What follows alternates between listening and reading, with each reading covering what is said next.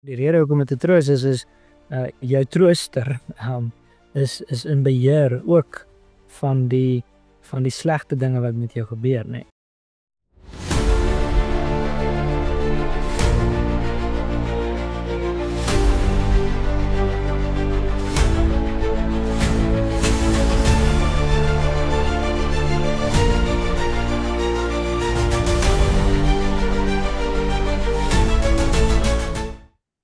Welkom by Om die Woord. Vandag praat ons oor die eerste vraag en antwoord van die Heidelbergse Katekismes en saam met my hierso is Pieter Duisel en Teens de Bruin. Baie welkom julle. Dankie Skalk. Met plesier. Nou ek dink ek wil graag vir ons dit lees, net die eerste vraag en antwoord lees.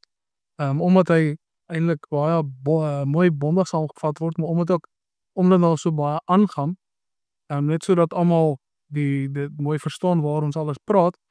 So die vraag is, wat is die enigste troos in lewe en in sterwe? En dan antwoord ons in die katekismes dat ek met liggaam en siel in lewe en in sterwe nie aan myself behoort nie, maar my getroue verlosser Jesus Christus. Hy het my met sy kosbare bloed van al my sondes ten volle betaal en my in die alle heerskappy van die duiwel verlos.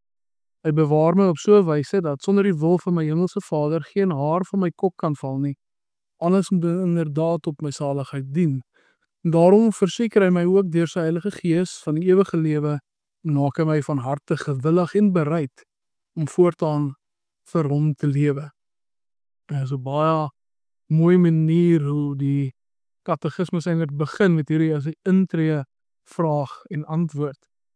En so wil ek dan vir julle vra om mee te begin, hoekom dink julle is dit belangrik dat die katekisme so begin, spesifiek om ook die vraag te vra met die doel om te sê dit is ons enigste troos in lewe en in sterwe. Wel, as niks anders jou kan troos nie, dan beteken dit daar so is niks anders nie. Ek weet nie wat ek het weer sê nie. Soos as jy vra wat troos jou, dan dink mens dadelik aan jou vrou, jou kind, jou hond, jou geld, wat ook al. Maar as jy 'n vraag vra van wat is die enigste troos, dan stel dit voor dat al die dinge, enige menslike ding wat jy kan doen, is minderwaardig teenoor God en dat jy aan hom behoort. So dit stel onmiddellik die feit dat God bo alles is, as dit die enigste troos is. Ja, dit is wonderlik. Ja, Teens, ek weet nie of jy dalk iets wil doen daaraan nie. Ja, ek dink 'n mens moet mooi raak sien waarmee die katekismes wegval. Katekismes val weg met troos. Dit is 'n troosboek. Wat jy moet weet om getroos te kan lewe, word sistematies in die katekismes weergegee. So ek dink dis die eerste ding wat mens moet besef, nê. 'n werklike troostvolle lewe. Dit is waarvoor die katekismes waarvoor ons belydenis homself uitleen om sistematies weer te gee. Ek dink ook belangrik om te besef die enigste troos omvat lewe en sterwe, nê. So om aan te sluit by wat Pieter ook gesê het, nê. Daar is 'n veronderstelling in die vraag dat daar eintlik maar net een troos is wat werklik goed genoeg is, groot genoeg is vir lewe en sterwe, vir die ganse lewe hier op aarde en selfs vir die dood. Ja, nee, definitief. Daar is ook nog treffend om te sien dat dit is nie net vir ons liggame troos nie, maar ook vir ons siele troos. En ek wil so graag vir julle hoor, waarom dink julle is dit dan belangrik om te besef dat dit nie net vir die fisiese is, maar ook die geestelike, dat ons met ons liggaam en siel aan Christus behoort. En dan ook, wat se praktiese implikasies dink julle het dit vir ons, dat ons aan Christus behoort, nie aan onsself behoort nie? Wel, die eerste vraag is hoekom is dit belangrik dat dit liggaam en siel is? Wel, die eerste rede is liggaam kan vergaan. As jy word ouer, jy raak swakker, jy raak siek, die liggaam gaan agteruit, maar die siel is tot met die diepste punt van jou wese en ewig. So wat dit beteken, as dit sê dis troos vir liggaam en siel, is dit troos jy tot jy siel die diepste punt van jou wese wat tot en met ewigheid gaan voortsit. So dit beteken dat hierdie is nie 'n tydelike troos nie, dis 'n troos wat geskied tot in alle ewigheid. Ja, definitief teens. Ja, ek dink ja, twee dinge. Teenoor die materialisme, wat troos gaan soek vir die lewe hier en nou en 'n troos wat ooreenstem met die liggaam se behoeftes en begeertes. Stel die katekismes dat die enigste troos in lewe en in sterwe vir liggaam en siel is. En ek dink dan weer aan die ander kant toe teenoor bepaalde idees dat die liggaam onbelangrik is, en dat die siel onsterflik is. Stel die katekismes dat dit vir liggaam ook is. So ek dink die Bybel gee 'n baie mooi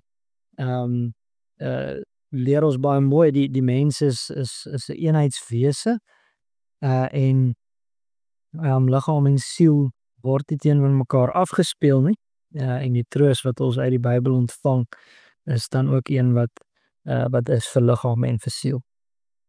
Ja, nee, net om duidelik maak wat ek vroeër gesê het, die liggaam en siel beteken nie dat die een is meer onbelangrik as die ander nie. Dit beteken nie die liggaam, die siel omdat die liggaam onderwaardig is nie. Dit is die liggaam en dan ook nog die siel buiten dit. Ja, ek dink aangaande dat ons dis is eintlik mooi om te sien die eenheid van liggaam en siel. En is ook belangrik om te sien dat ons aan Christus behoort. Dit as ons besef ons behoort nie eintlik aan onsself, maar ons behoort aan Christus, aan God, dan het dit baie praktiese implikasies. Ek dink nou dadelik toe ek voorberei vir hierdie sessie, dink ek dadelik aan in Amerika is die slagspreuk van mense wat pro-aborsie is my body, my choice. Maar die feit is, soos ons bely, dit is nie jou liggaam nie, jy behoort aan Christus. Jy behoort nie aan jouself nie. God, alles wat ons het, kom van God af, is ons belydenis. En so beteken dit, as ons dit nou deurtrek in ons hele lewens, as ons nie aan onsself behoort nie, maar aan God behoort, beteken dit jy moet jou lewe inrig, nie soos wat jy wil hê nie, maar jy moet jou lewe uiteindelik inrig soos wat God wil hê. So dit het 'n baie wye implikasie vir ons, as ons daaraan dink. Ek weet nie of jy vir julle wil bydra by die idee nie. Ja, ek dink dit is veral opmerklik dat die katekismes begin in sy antwoord, as hy vra wat is jou enigste troos, dan begin die antwoord by dat ek nie aan myself nie. Nee, dat jy nie aan jouself behoort nie. As 'n mens in die lig van die waarheid kyk na die hele idee dat jy aan jouself behoort, dan is dit uiteindelik 'n troostelose idee. Uit onsself wil ons die Here nie ken nie. En is ons sodoende eintlik maar selfvernietigend, nee. Dit is die mense aard. So ek dink dit is 'n geweldige kragtige manier om 'n antwoord te begin, nee. Die troos is dat jy nie aan jouself behoort nie. En die troos is dat jy ons gaan daarby kom, nee, dat jy nie onder die heerskappy van die duiwel mee staan nie. En ook, wat beteken dit prakties? Dit beteken prakties dat as jy besig is met die dinge wat nie aandui dat jy aan Christus behoort nie, is jy besig met troostelose dinge. Jy is besig met dinge wat jy verder van God afskei. Jy is besig met dinge wat net leed bring. So daar's baie om in te lees vir die feit dat jy aan Christus behoort en dit 'n troos is. En ja, dit beteken leef soos iemand wat aan Christus behoort en dan leef jy 'n troostvolle lewe. En ons kan 'n bietjie bespreek wat beteken dit om so te lewe. Ek neem aan dis wat jy na die wil gaan skalk. Ja, ek wil baie graag aan toe gaan. Ek dink daar's ons baie om te sê om te besef dat jy 'n lewe vol troos het, dat jou sondes ten volle betaal is. Maar ek dink ons kan bietjie ook uitbrei op wat dit beteken as jou sondes dan ten volle betaal is. Want daar sommige mense wat dalk en dit al baie gehoor het, maar nie besef wat dit eintlik beteken. Ja. Teken die toekoms is meer helder as hierdie lig om my voorkop. Maar ja, nee, ek sal graag by julle wil hoor, wat beteken dit dan vir ons as ons sê ons sondes is ten volle betaal en hoe as ons sê ons sondes is ten volle betaal, daar waar die duiwel eens oor ons geheers is, waar ons in sonde was, moet ons daai heerskappy van Satan verstaan as ons dan nou bely dat die Here heers oor alles, hy regeer oor alles. Moet ons daardie dinamika verstaan. Ja, ek dink mens kan natuurlik begin deur te sê as jy sonde ten volle betaal is, dan is daar niks wat jy by hoef te doen om jou skuld voor die Here te delg nie. Dit is ook nie iets wat jy enigstens sou kon doen nie. Dis deel van die rede hoekom dit so groot troos is dat jy nie aan jouself behoort nie. Oor die heerskappy van die Here, die heerskappy van die Satan.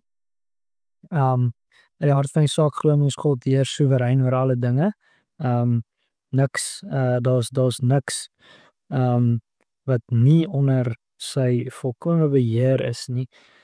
Die manier hoe die katekismes praat spesifiek van wie heer van 'n mens se hart is, nê. Wie gehoorsaam jy? So selfs onder God se heerskappy is 'n mens as gevolg van die sondeval jou natuurlike jou natuurlike geneigtheid is om eerder die duiwel te wil gehoorsaam wees as die Here, nee, om hom eerder as heer van jou hart te wil eerbiedig. Jy is sy slaaf, nee. Terwyl God steeds in beheer bly, sy heerskappy raak wel dan in Christus iets wat deurdring tot jou binneste, wat jou 'n liefdesheerskappy word, en wat jou ten gunste val op die eind. Met dan hierdie fokus op die Here se heerskappy in ons lewens, hoe moet ons verstaan as daar gesê word dat die hemelse Vader geen haar van my kop sal laat val nie. Soos wat die vraag en antwoord dit sê, hoe moet ons dit dan verstaan in die konteks van dat daar nog steeds lyding is in die wêreld, daar nog steeds slegte goed gebeur in die wêreld. Hoe moet ons veral met gelowiges daar waar vervolging is, hoe moet ons dit dan verstaan, hoor die twee idees vereenselwig met mekaar? Nee, dit is 'n moeilike vraag, en dit is 'n vraag wat al baie lank gevra word en ook in die skrif self gevra word. As ons kyk na 'n voorbeeld soos die boek van Job, waar Job voor die voorhof van God verskyn het en gesê dat Job dien nie net omdat dit goed gaan met hom, en toe laat God toe dat sekere dinge met Job gebeur, dat hy sy familie verloor, dat sy huis verloor, dat sy liggaam siek word. En aan die begin was hy baie edel, waar hy gesê dat as we die goeie en die slegte van God aanvaar, maar soos die tyd verloop het hy ook begin vra, en hy het direk vir God gevra, so by hoofstuk 40 rond, hoekom laat u hierdie dinge gebeur? En die antwoord wat God gegee het, was eenvoudig genoeg, jy kan my nie verstaan nie. Was jy daar, toe ek die aarde geskep het, was jy daar, toe ek al die dinge doen, kan jy hierdie dinge verduidelik? Nee, ek kan nie, jy kan my nie verstaan nie. En dit klink hard, maar dit is die antwoord die skrif vir ons gee. Dit is gelukkig nie die enigste antwoord die skrif vir ons gee nie. Ons lees ook in Romeine 8, dink ek, God laat alles in goeie meewerk vir die dan ons glo, maar dan lees ons verder aan dat ons in goeie is meer en meer soos Christus te word. So dis bly God in beheer. As dink soos 'n haar wat sy kop af sal val nie, beteken haar sal nie van jou kop af val sonder dat God besluit dit moet val nie. En omdat God uiters betroubaar is en nog steeds aan die bestuur is, sal dit in goeie uitwerk. Al kan ons nie insien hoe dit in goeie kan uitwerk nie. Ons word nie opgeroep om te verstaan hoekom God alles laat gebeur wat gebeur nie, maar die Bybel leer vir ons kan hom vertrou, al kan ons hom nie verstaan nie. So, baie keer moet mens nie vir lyding 'n antwoord probeer gee nie, want daar is nie 'n antwoord nie. Mens kan weet dat God is betroubaar in jou lyding, al verstaan jy nie hoekom nie. Diens, ek weet nie of daar iets is wat jy wil bydra nie.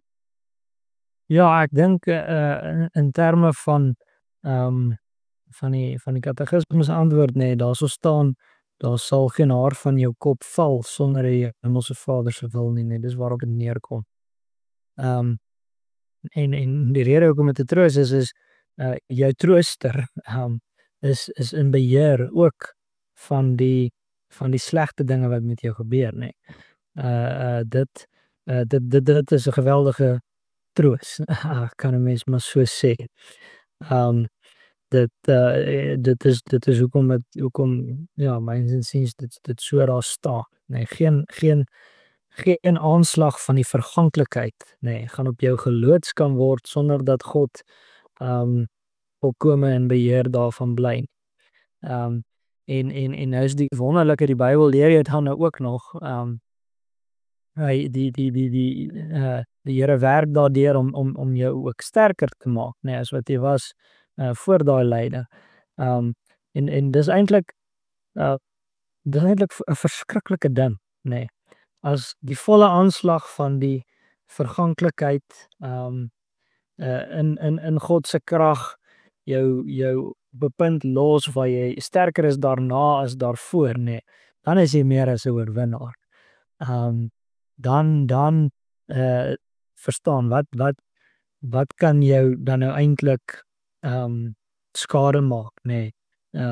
As die verganklikheid, as die Here die verganklikheid so bestuur dat dit jou sterker maak. Dit is eintlik as ek nou die Engelse term kan gebruik, dis eintlik mind-blowing, nê. Ja, nee, definitief. Dit is wonderlik en so sien ons ook die troos van die Here. So as ek dit eintlik mooi kan vervat, as ons na die katekismes mooi die eerste vraag en antwoord so mooi kan opsom, nou ek so tot die einde van die video kan kom, is die troos daarin dat ons, soos die katekismes sê, dat ons nie aan onsself behoort nie, want as ons aan onsself behoort het, dan sou ons sonder troos gewees het. Want ons kan nie enige troos vir onsself bied nie. En ons is uiteindelik baie troosryk dat ons aan hierdie ewige Here behoort, wat ons versorg, wat ons keer dat die bose ons enige skade eintlik werklik kan aanrig, dat al sterf ons liggaamlik, is ons sal hy weer ons laat opstaan in die dood en 'n nuwe verheerlikte liggaam en ons dan tot in ewigheid bevestig saam met hom. Dit is eintlik 'n wonderlike troos. Dankie julle. Ek weet nie of enige laaste opmerkings van julle kant af is, enige praktiese iets wat julle daar wil bydra, so teens. Ja, ek dink net om die katekismes val weg en sê wat is die enigste troos, nê. Dit laat dadelik die vraag goed, wat is nou die spesifieke ding in die oog waarvan bely ons in die katekismes moet ons dan nou getroos word, nê. En deur die katekismes kom die antwoord na vore, nê, die ellende en so. Maar in antwoord 1 is daar eintlik reeds soveel daarvan vervat, nê. Waarvan moet ons getroos word, nê. 'n lewe wat jy aan jouself sou behoort, nê. 'n lewe onder die heerskappy van die Satan, 'n lewe waarin jy geen sekuriteit het in die lyding wat jou oorkom, nê. Waarin jy nie kan sê dis my hemelse Vader wat in beheer is daarvan nie. So ek dink net as 'n laaste opmerking, waarvan jy getroos moet word, kom ook in antwoord 1 reeds aan die orde. Ja. Ek weet nie of jy iets laaste ietsie het om te sê nie. Ja, net kortliks. In Psalm 42 sê die digter, al u bare en al u golwe het oor my gevloei, terwyl hy praat oor die leed en eensaamheid en godsverlatenheid het ervaar. Psalm 51 sê Dawid dat u het al my bene gebreek, toe hy praat van sy sonde en hy wat boet vir sy sonde en die lyding wat hy weens sy sonde deurgaan. En daai klink hard as hy sê dat want die golwe wat oor die digter van Psalm 42 vloei is God se golwe en God is een wat Dawid se beendere verbreek. Maar dit is 'n troos om te weet dat God is in beheer en God is betroubaar. Wat is meer troosvol om te dink dat slegte dinge gebeur maar net en dit is nou sleg, of om te dink dat daar's 'n God wat in beheer is van die slegte dinge en jy kan hom vertrou al kan hy nie op die oomblik verstaan hoekom dit gebeur nie. Ja. Ja, baie dankie julle en baie dankie vir die kykers. Ons waardeer julle en ons waardeer julle 2 manne ook. Baie dankie vir julle insigte. Ons sien ons julle volgende week.